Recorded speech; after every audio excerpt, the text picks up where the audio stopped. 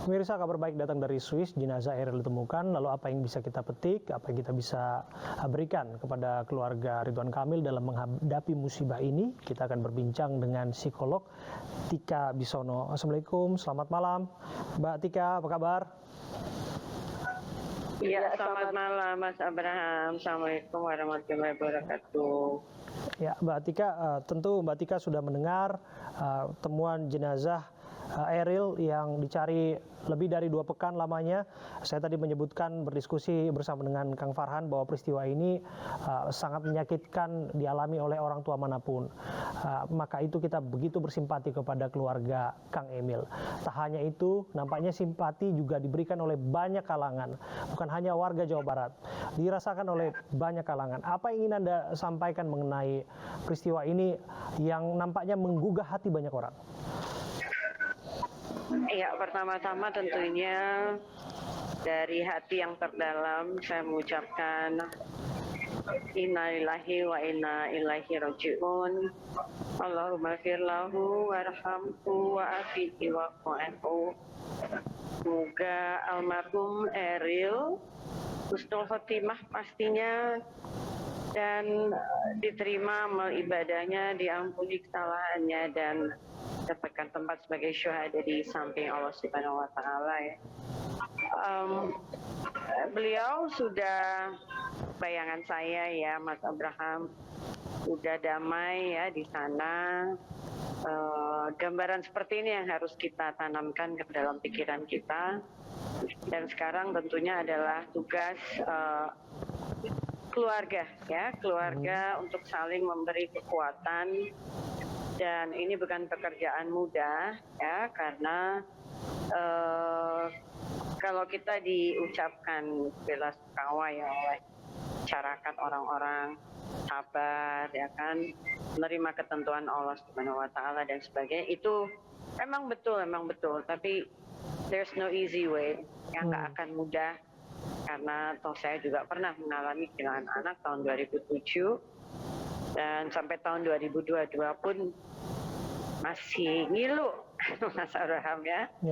Kalau ingat masih ngilu, dan ya saya melihat berita ini aja ngilunya luar biasa. Karena saya pernah di situ ya, jadi saya akan terbayang Pak Emil, Bu Atalia, dan seluruh keluarga akan berjuang ya untuk belajar ketiadaan hadirannya dari Mbak Tika, hati. Ya. I'm so sorry. Kami turut prihatin atas apa yang pernah menimpa Anda. Anda sebagai orang tua bercerita juga pernah kehilangan putri Anda tahun 2007 begitu ya? Maturnuwun Mas Abraham. Ya, Anda tentu dengan ekspertis Anda seorang psikolog.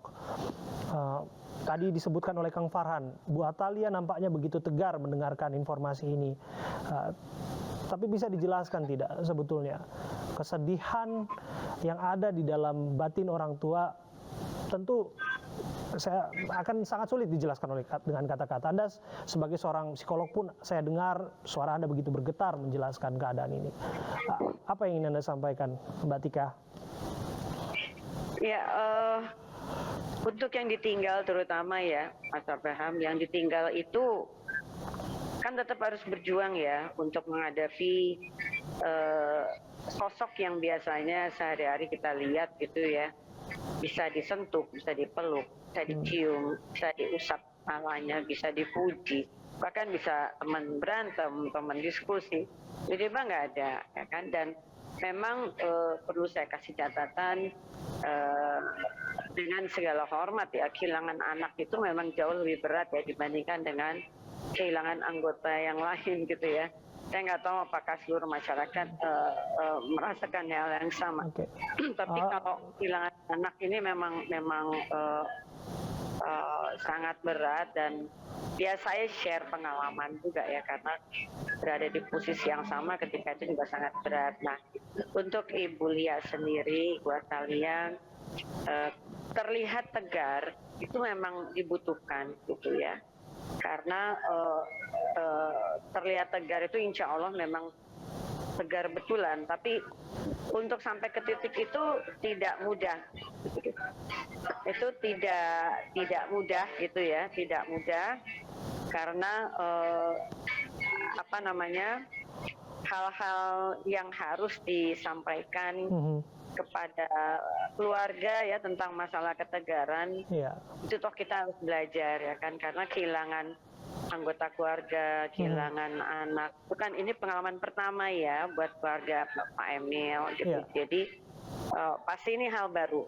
Saya aja yang sudah pernah mengalami kehilangan anak aja, kok tidak akan menganggap ini hal yang mudah untuk dihadapi juga gitu ya.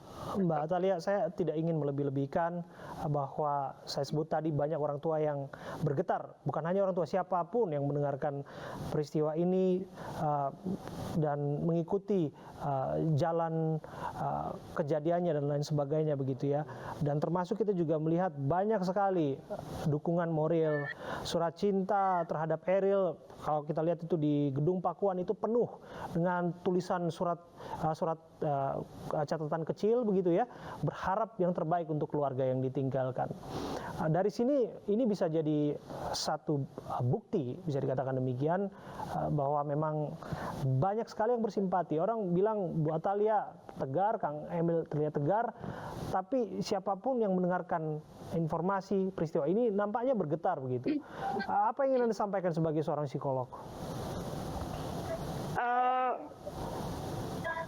Kita semua bisa relate ya Mas Abraham ke peristiwa ini ya. Jadi semua orang tua, bahkan nggak hanya Indonesia ya, tapi worldwide ya, itu pasti akan merasakanlah gimana bonding antara orang tua dan anak itu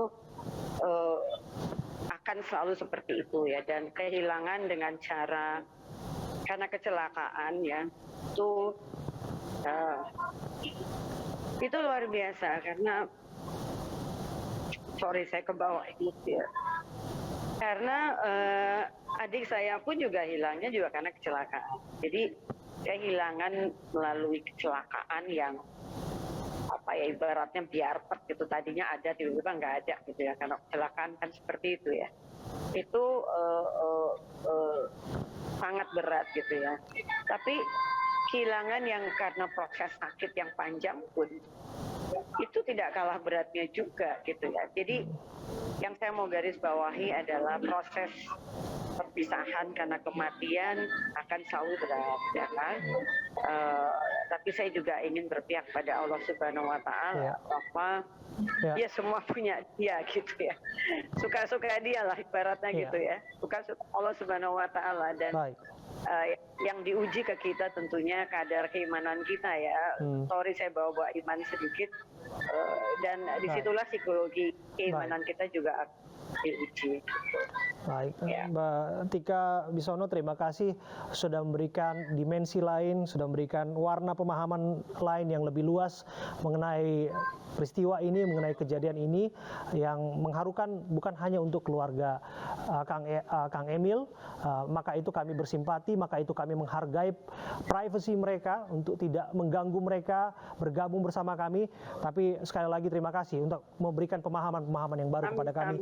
Mbak Tika, dan saya sekali lagi saya ingin mengucapkan semoga keluarga akan tegar, jalan ke depannya lebih gagah, terutama doa-doa yang selalu akan ditunggu oleh di sana. Terima kasih. Terima kasih Mas Abraham. Terima kasih Mbak Tika, harapan kita sama, yang terbaik untuk keluarga. Kami akan kembali saat lagi untuk Anda dalam Breaking News.